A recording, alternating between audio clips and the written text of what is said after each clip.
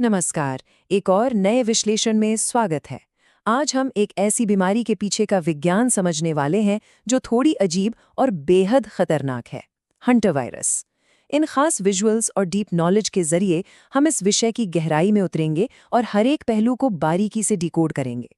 यह सिर्फ एक आम वायरस की कहानी नहीं है, सच कहें तो यह बायोलॉजी और ज्योग्राफी के एक बहुत ही अनोखे संगम की कहानी है। चलिए शुरू करते हैं। तो जल्दी से एक नजर डालते हैं आज के इस रोड मैप पर। हम मुख्य रूप से 5 चीजों पर बात करेंगे। 1. हंटा वायरस से परिचय। 2. इसके 2 अलग-अलग सिंड्रोम की कहानी। 3. इस बीमारी का पूरी दुनिया पर क्या असर है।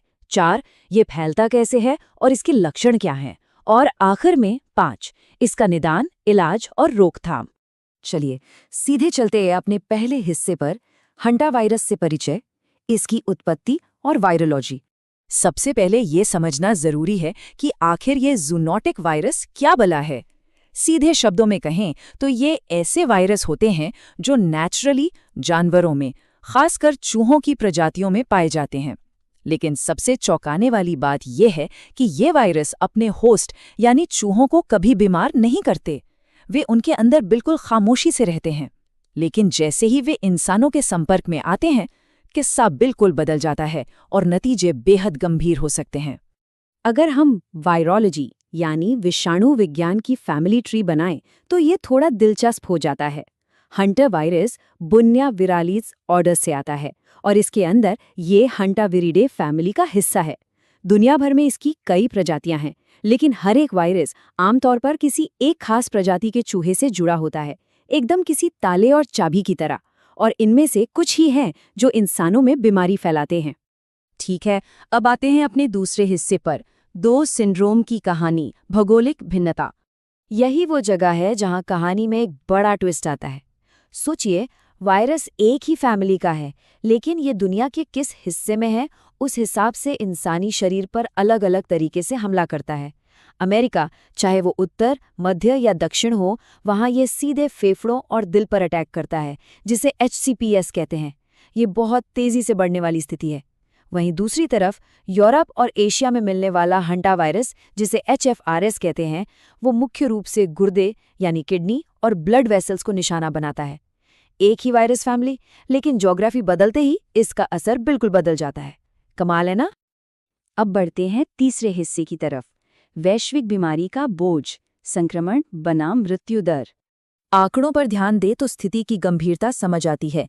दुनिया भर में हर साल हंटा वायरस के करीब 10,000 से लेकर 1 लाख से ज्यादा तक केस आते हैं और इसका सबसे बड़ा बोझ एशिया और यूरोप पर है। खासकर ईस्ट एशिया में, जैसे चीन और दक्षिण कोरिया में HFRS के हजारों केस हर साल आते हैं। यूरोप में भी हजारों लोग इसका शिकार होते हैं। वहीं अमेरिका में इसके मामले बहुत ही कम देखने को मिलते हैं। लेकिन ठहरिए, यहाँ एक बहुत बड़ा कैच है। भले ही अमेरिका में केस रेयर हैं, यानी पूरे महाद्वीप में साल में सिर्फ कुछ 100, लेकिन उनकी मृत्यु दर या केस फेटैलिटी रेट होश उड़ा देने वाली है। ये 50% तक हो सकती है। लगभग आधे लोग जो इसकी चपेट में आते हैं वो बच नहीं पाते। इसके बिल्कुल उलट एशिया और यूरोप में, जहां केस हजारों में हैं, वहां मृत्यु दर 1 से 15% के बीच होती है। तो अमेरिका में भले ही केस कम है, पर खतरा बहुत ज्यादा बड़ा है। चलिए आगे बढ़ते हैं चौथे हिस्से पर, फैलाव और लक्षण, संक्रमण को ट्रैक करना। तो आखिर ये वायरस चूहों से इंसानों में जंप कैसे करता है? असल में लोग अक्सर तब संक्रमित होते हैं जब वे ऐसी जगहों की सफाई करते हैं जहां चूहों का मूत्र, मल या लार मौजूद होती है, खासकर बंद कमरों में जहां हवा निकलने की जगह ना हो। खेती करना, जंगल में काम करना या चूहों वाली जगह पर सोना, ये सब रिस्क को बहुत बढ़ा देते हैं। और हाँ, कभी-कभी संक्रमित चूहे के काटने से भी ये हो सकता है। लेकिन यहाँ बायोलॉजी में एक बड़ा एक्सेप्शन है, एंडीज वायरस। साउथ अमेरिका, खासकर अर्जेंटीना और चिली में पाया जाने वाला ये अकेला ऐसा ज्ञात हंटा वायरस है जो एक इंसान से दूसरे इंसान में फैल सकता है। और ये तभी होता है जब कोई बीमार शख्स के बहुत करीब और लंबे समय तक संपर्क में रहे, जैसे कि एक ही घर में रहने वाले परिवार के सदस्य। ये सच में इस वायरस का एक अनोखा और डरावना रूप है। अगर हम इन्फेक्शन की पूरी टाइमलाइन पर एक नज़र डालें तो शुरुआत में यानी एक्सपोजर के बाद इसका इंक्यूबेशन पीरियड 1 से 8 हफ्ते तक लंबा हो सकता है। शुरुआती हफ्तों में लक्षण बहुत ही आम होते हैं, जैसे हल्का बुखार, सिर दर्द या पेट खराब होना। ऐसा लगता है जैसे कोई आम वायरल हो। लेकिन उसके बाद अचानक से हालत बेहद तेजी से बिगड़ सकती है, जिसमें HPCS में फेफड़ों में पानी भरना या HFSRS में किडनी फेल होना जैसी जानलेवा स्थितियां शामिल हैं। तो अब आते हैं अपने आखिरी और सबसे अहम हिस्से पर, निदान, उपचार और रोकथाम। सच कहे तो डॉक्टर्स के लिए शुरुआत में इस वायरस को पहचानना किसी बड़ी पहेली को सुलझाने जैसा है, क्योंकि इसके शुरुआती लक्षण बिल्कुल फ्लू, कोविड-19, डेंगू या किसी और वायरल बुखार जैसे होते हैं। इसलिए मरीज की हिस्ट्री जानना सबसे जरूरी कड़ी बन जाती है। क्या वो किसी ऐसी जगह गया था जहां चूहे थे? उसका काम कैसा है? यही छोटी छोटी बातें सही इलाज की तरफ ले जा सकती हैं। और लैब में इसकी पुष्टि करना कोई आम काम नहीं है।